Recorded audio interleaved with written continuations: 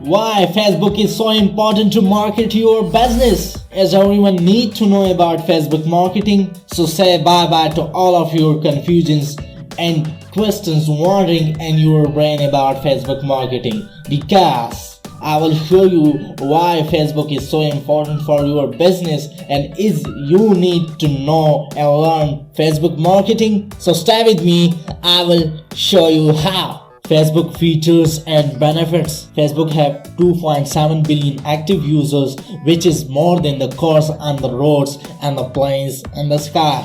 Every average Facebook user have 200 friends.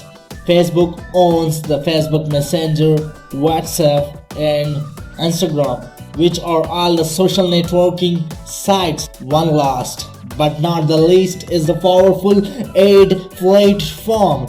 You can run your ads campaigns as about your niche and can get more traffic to your site, more sales, more engagements, and more clients. The advertisement on the Facebook is so cheaper than the Google and other platforms. And once you put your profile, you didn't need any advertisement, because your followers is your real customers. If there is a super shop, general shop, plumber, electricians, or mega industry, they need to be online.